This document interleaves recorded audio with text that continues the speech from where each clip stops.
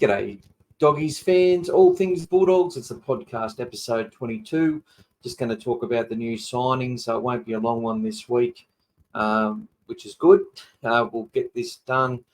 Going to talk about the latest signings. A lot of these weren't a big surprise, as they were all talked about numerous weeks ago. It's taken the club a while to actually announce these. Obviously, there's more to come as well. Some more news also coming out about Raymond Fatala Mariner. So we'll discuss that as well.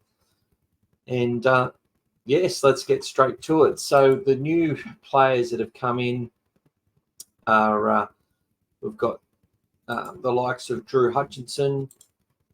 So let's have a look at these players. We've got Drew Hutchinson there. He's signed up for 2 years. He'll be part of the top 30. The next player as well is Kurt Mann. Another one will be part of the top 30. Jake Turpin's been signed to the top 30 as well as a backup hooker. I don't think he'll be playing as a utility or in the top, like be picked in the top 17. I think he'll be playing hooker week in, week out in reserve grade. If there's something, and if Marnie needs a rest or if Marnie's injured or anything like that, we've got a fit, firing top 30 hooker to come into the team and keep things rolling along. And I think that's an important thing that we haven't had for a while. And that's what I want to see. We also are getting Kawasa Farmasili. Now, sorry if I haven't pronounced his name correctly. I heard today that he's not in the top 30 this year, but is expected to be next year. But with these things, they're never set in stone. But he would be on a New South Wales Cup contract for this year. And I don't think it's a development contract, but we'll see. And then next year, if he does the work, progresses through, earns himself a first grade spot after round 10, then potentially he might put his hand up. I'd say he's going to be there in competition with the likes of Sam Hughes and Chris Patolo, who, from all reports, do have a 1-year deal. Well, Chris Patolo was definitely announced, and Sam Hughes, there was a picture of him signing released by him or his manager on social media. To add to that, we've also got Curtis Morin. I suggest he's part of the top 30. I hope he is. If that's the case, it's starting to look pretty. It's starting to sort of take. We're starting to see the full picture with the top 30 and players that will and won't be there. So I've written a few top 30s to try and work it out, but let's stop sharing that at the moment. So what we're going to do is go through the players and have a look at some of their highlights in the background while I talk. We'll also have a look at their stats. So let's have a look at Kurt Mann first of all.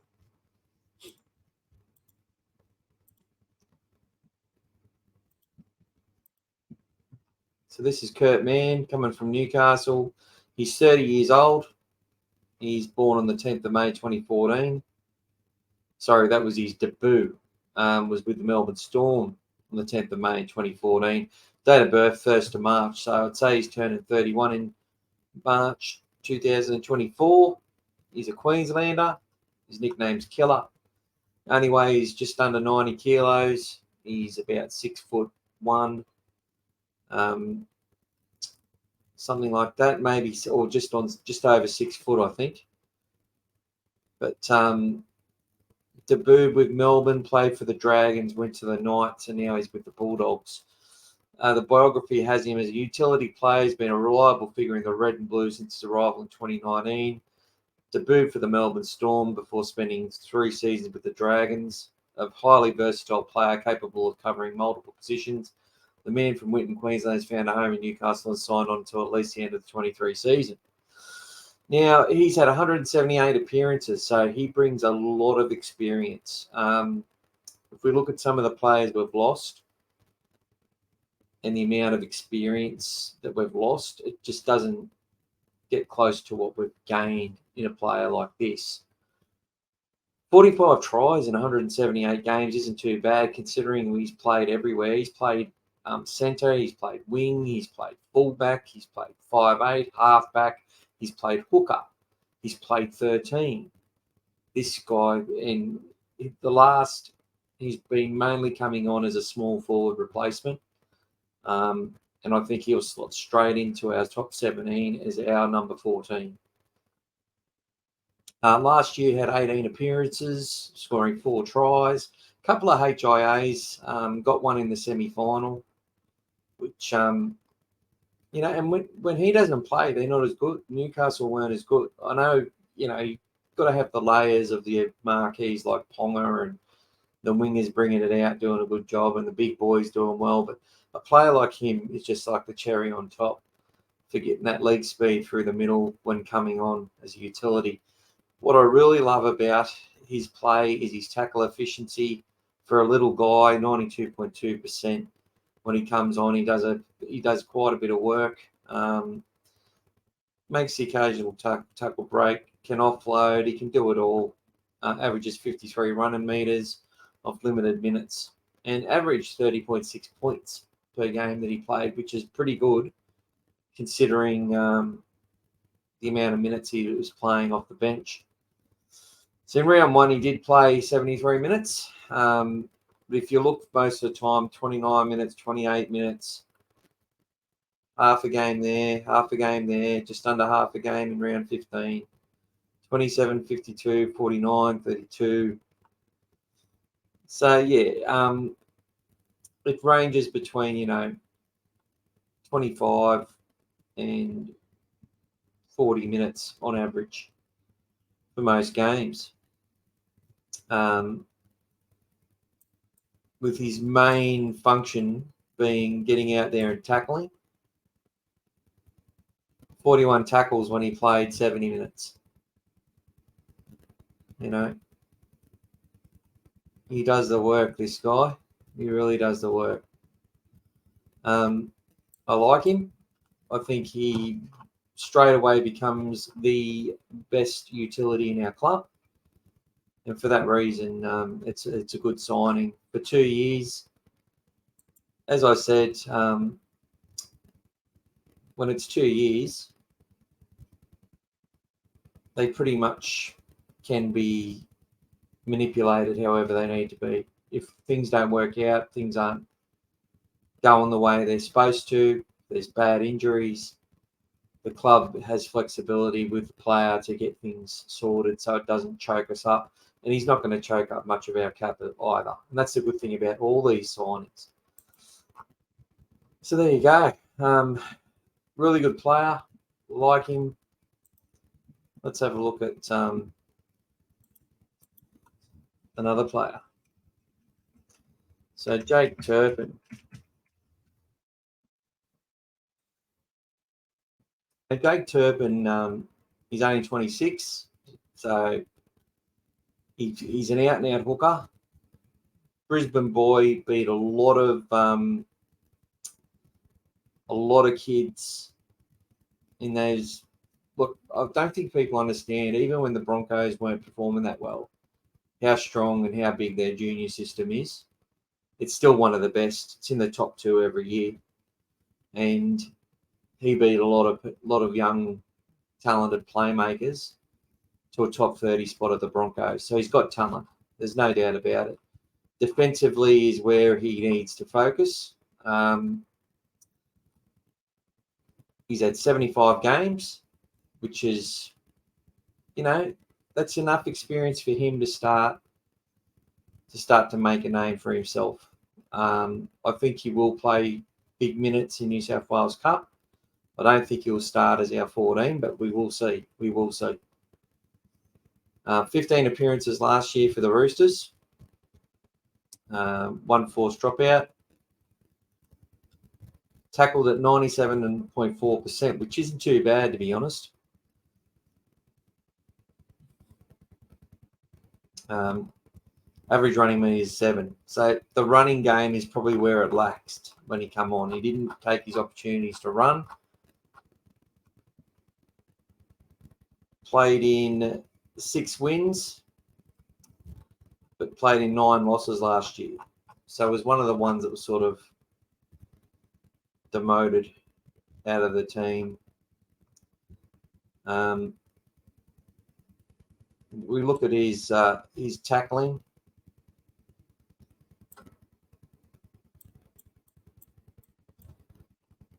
Where's the tackling? Oh, tackles. 44 against the Dolphins in round 1. 53 in round 16 against the Knights. 68 against the Panthers. 68 tackles he made in a 30-6 loss where he started as hooker.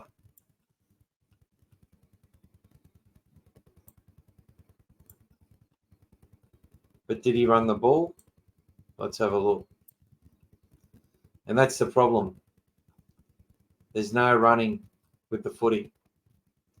But when you talk about styles, Reid Marnie's not a huge runner of the ball either. And it probably suits the style.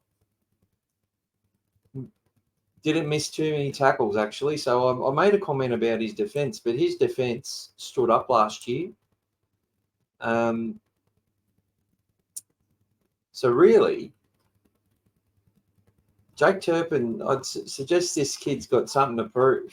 And he's the type of player that you probably want in your system to put pressure on Reid Marnie. Now, they had Brandon Smith at the Roosters and they had Jake Turpin as a backup. He's now come to the Bulldogs. He's got 2 years, another Queenslander. Has to work on that running game, but defensively, really strong. And gets in there and does the work. So, Jake Turpin, wasn't excited about his arrival. I felt there were some youngsters there, but it is actually good for us to have an out-and-out hooker that's played 75 games and knows how to tackle, knows how to pass, and has played in a couple of good systems. He's only going to help. So there you go.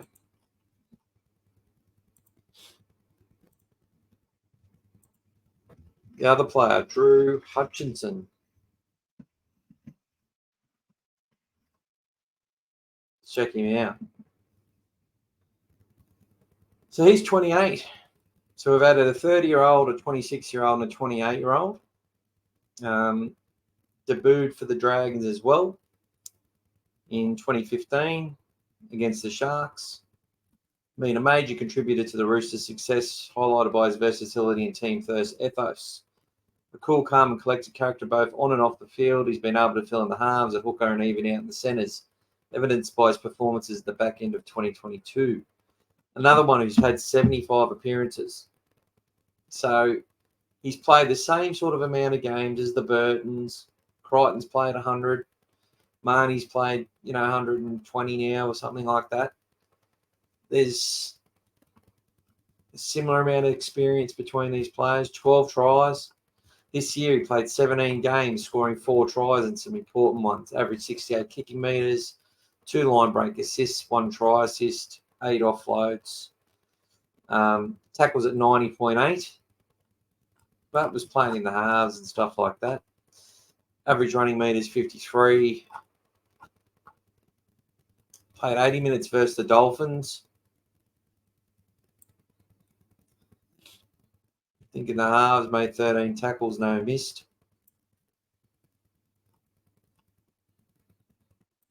It all depends where he's played. But he had some really good games in the back end in this winning sequence against the Seagulls, the Dolphins, and the Eels, where he played at halfback before they brought in Sam Walker. And I'll tell you what, he played absolutely brilliantly. 2 line breaks in the game against the Dolphins, 12 tackle breaks. I think he got man of the match in that game. Tackling his heart out. Few missed tackles. Running meters 158 and 127. So his performances towards the end of the season were really instrumental in that Roosters run, which got him into the finals. So there you go. As I said, he's a versatile player. I don't have him in our top 17, but I have him as the next man up, which is what we need. A next man up that's going to come in and you're not going to lose too much. Unfortunately, a lot of our next men up just have been too much unknown about them. We know what we're going to get from this guy as the next man up.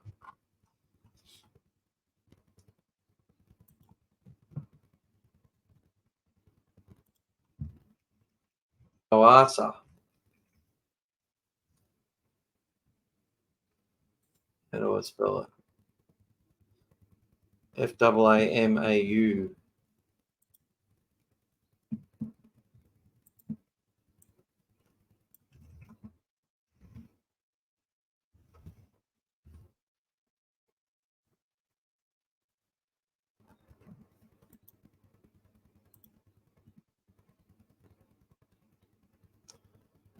Might not be able to get much on him.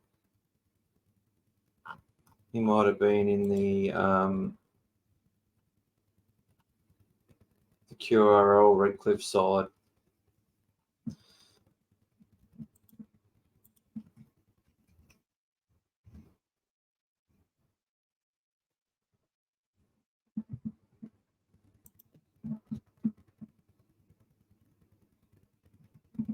But they've already got rid of him off their page. Let's have a look.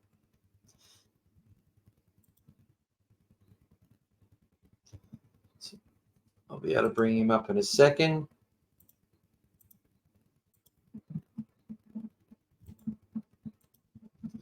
So here he is, the big boy. 188 centimeters, 108 kilos. He's 27. So he's not young, not old either.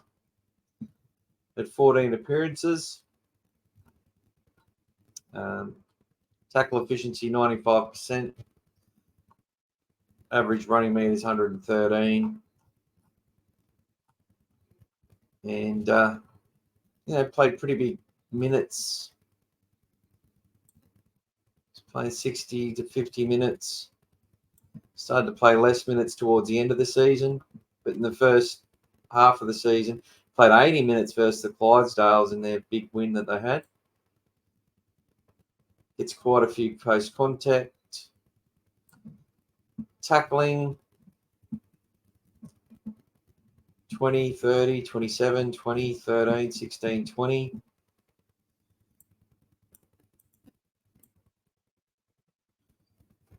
Tackled less in their wins, obviously. And had some pretty big running meters. So with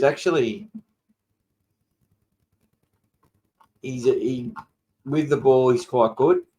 It's probably where he needs to do more work without the ball, and that's where he needs to improve. I haven't really seen much of him, to be honest. And we'll see how he goes. Probably starting in the New South Wales Cup, as I said, and we'll get his opportunity to shine at some point. So there we go. That's the new recruits there. Curtis Moran. We know what we get from him. Absolute champion. Bundle of energy. And it's going to be very important to see how he goes this year and where he lines up.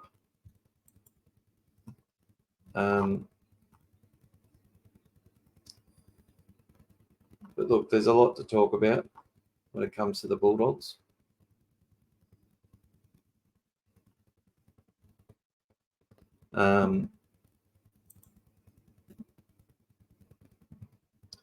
Just trying to bring up the team. My predicted team here of the top 30. So let's have a look at that. You may or may not be able to see it.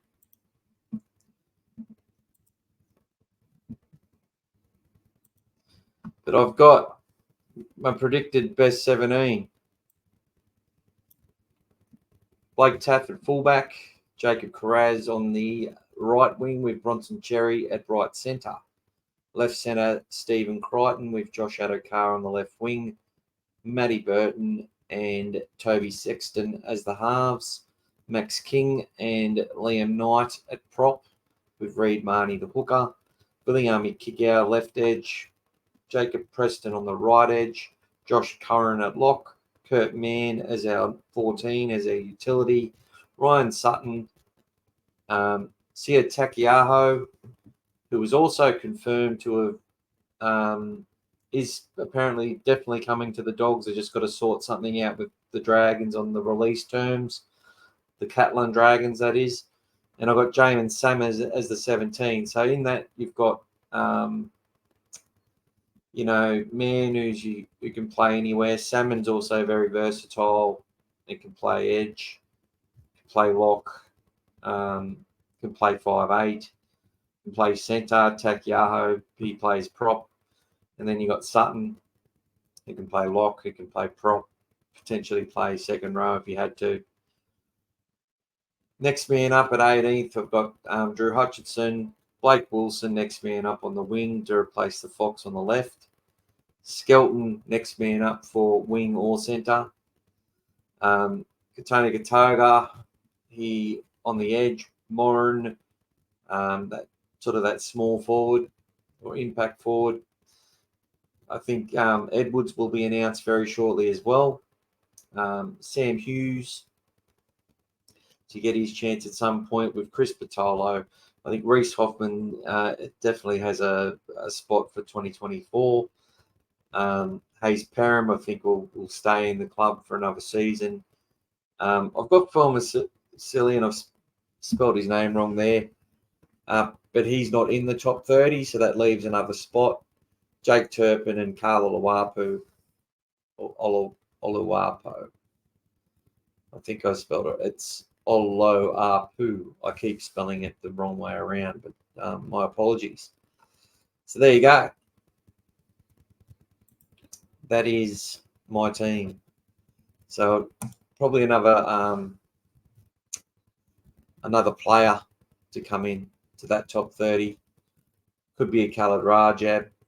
I think Booth and Sam Rani, Joseph O'Neill, they're all on development contracts. We may see the likes of Damon Marshall and Todd, some of those flag boys get into a development contract as well.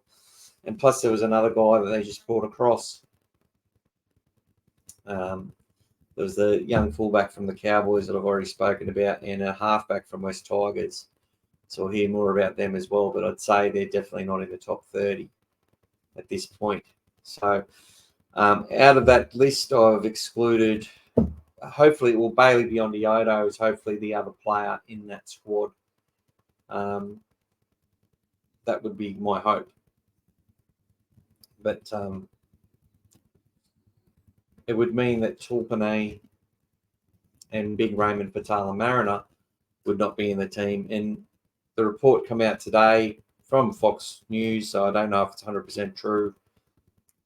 And it said that Big Raymond has been told that he's not to turn up to Bulldogs, to turn up to Belmore. He's not to turn up to training in the preseason at all. He's not to go to the ground. So he's basically way on the outer. So obviously that means he's gone. Reportedly on 400,000, which is probably a little bit more than what I thought he'd be on. I thought he was on about 3 to 350. To get 400 was quite good considering the injury he had and the rehabilitation. But just hasn't worked out, and that's sad. So all the best to Big Ray. I hope he does well in the future. And also, we say goodbye to Declan Casey, who's very put out a really nice words when he left the club as well. Braden Burns said he was leaving earlier, apparently. So pretty much nearly everyone who was off contract has gone. It's not something that I think is ideal. I think we need to get to a point where the bleeding stops. But for me, there was a couple they could have kept, and they didn't. But I like the acquisition of, well, the elevation of Curtis Moore, and I think that's really good. Hopefully, see the same with young Harrison Edwards. And thing about these players is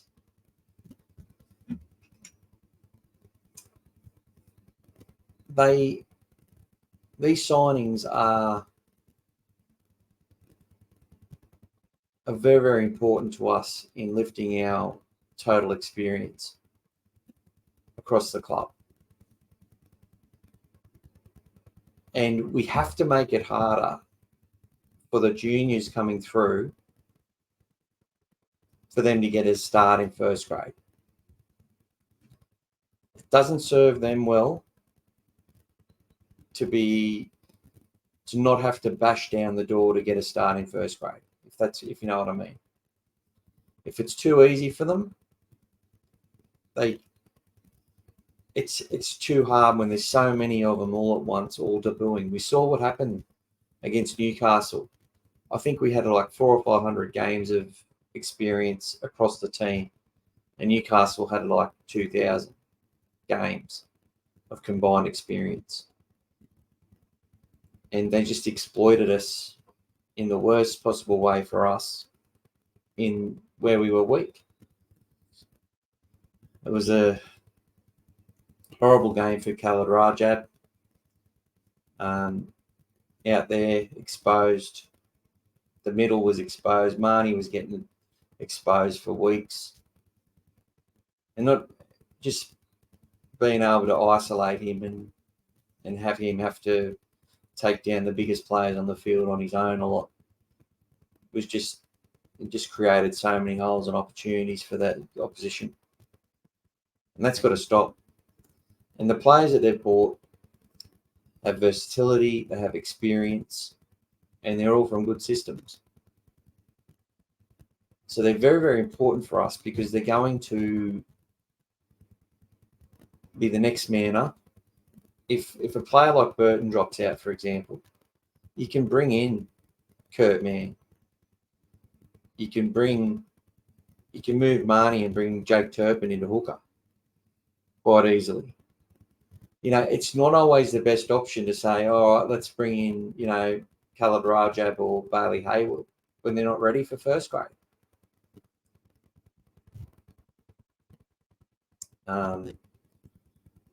Or if we bring them in, we need to bring them in when we've got a lot of experience out there with them because they're knocking down the door. If they're not knocking down the door, we shouldn't be debuting these kids. And the way you do that is to have a top 30, which has got a whole bunch of experience all the way to the bottom end of it. There's too many players in our top 30 where you go, that player's not going to play first grade this year. Well, they shouldn't be playing first grade this year, if that makes sense.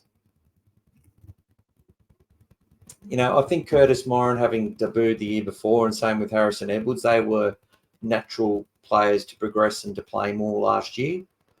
And Torpenave also fit into that category as well, having had games. But if you go back and look at his games in first grade, they've all been torture for a player like him.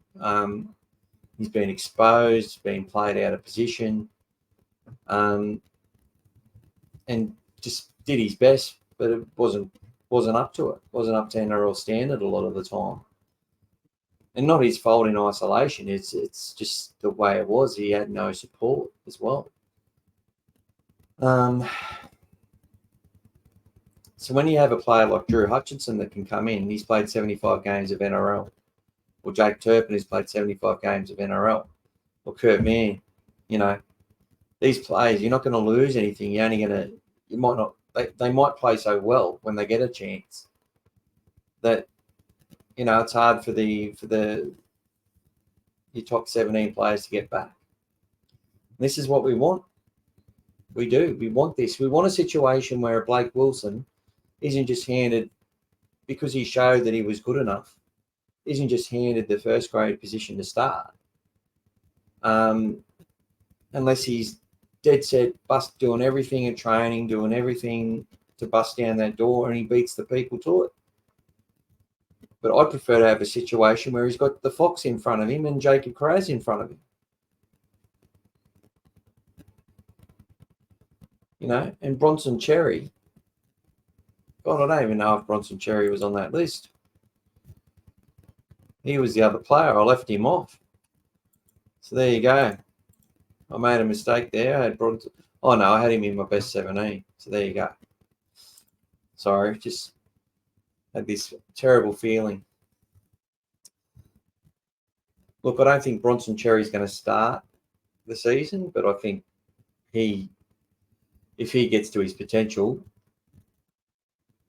he's in our top 30 for sure. So, yeah, I'm really looking forward to this season. I'm looking forward to seeing Big Takiaho come in.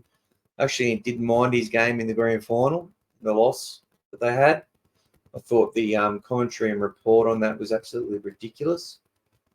And typical of the Courier Mail, because they wanted to have a crack at Canterbury for buying this guy. But I felt that he actually played really well in that game and was highly involved. Whether it was he took up hit-ups in the first 3 or 4 sets and handled the ball in every other set for the first 5 or 6. So he's an important player to come into our squad. On $500,000, that's nothing for his experience. He's going to add another, 200 games of experience to our squad. It's important, man. It's really important we do this and get these sort of players, because you want a Chris Patolo, you want a Sam Hughes to have to get past a Takiaho. And to be knocking down the door and for the coach to be saying, see, if you don't lift your game, these guys, we're going to replace you with them, that sort of thing. Not a situation where, well, obviously injuries force us into playing people before their time, but if we can have even luck with injuries and have these kids with these more experienced, still hungry, motivated players in front of them, it's going to do wonders for the kids once they get into first grade, because they've literally knocked down the door to do it. Too many free passes into first grade for the Bulldogs in the last 5 or 6 years. Just hasn't worked out, hasn't been good, and we can't continue on that path and on that journey. So, we've just added 500 games of experience. And what have we lost in experience?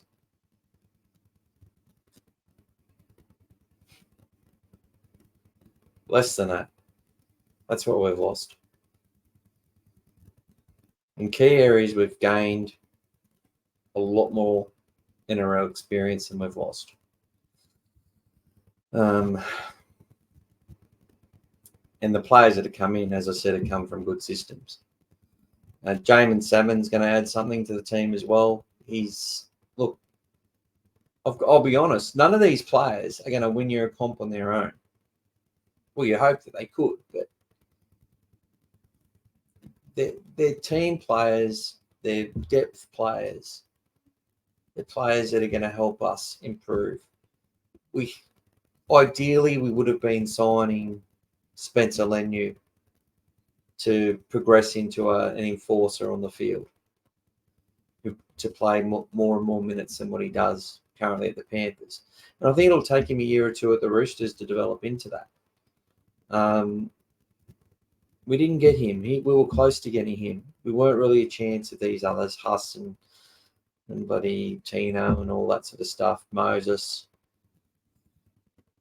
Ben Hunt, no. It was never happening. It's until we can get develop these kids to be ready. We just need to keep putting experienced players that we can that have good values, good attitudes, who'll train hard, who'll play hard, who'll make their tackles, who'll keep us competitive until those youngsters are ready to bang down the door. And then with a few more wins in the season, with a few more better performances, with a happy club that's increasing in hope and increasing in, expectation, then you start to get the big fish. But when the big fish doesn't jump in the pond, if it looks like, there's murky water there, they need to see, they need to see the light. And I'm coming up with some weird analogies, but these big players, they're staying at their clubs or they're going to clubs where there's proven, tried and tested people there, whether it's the club, whether it's the coach. So Craig Bellamy can still sign a good player from another club. Trent Robinson, obviously, and Wayne Bennett. But you would not expect that there's too many people that we're chasing that are gonna,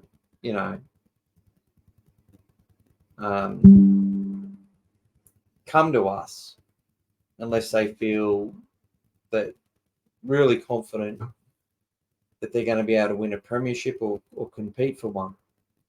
And I just don't think we're at that point yet, and haven't been for a while. And until we get to that point, those big fish are going to be very hard to get. So there you go. Anyway, that's my thoughts on it, on the new recruits. I think they're essential. I think they're important. And as I said, no world beaters, but they will make it harder. You will find these players will be the next men up if they do what they've done at other clubs with their attitude and stuff. They'll be the next men up, and the youngsters will have to wait in line and show that they're worthy to get past them. And that's what we need, and that's what we've got to do. Thanks for tuning in. Thanks to everyone who subscribed, hit the like button and all that crap. Take care and appreciate it. Go the Dogs.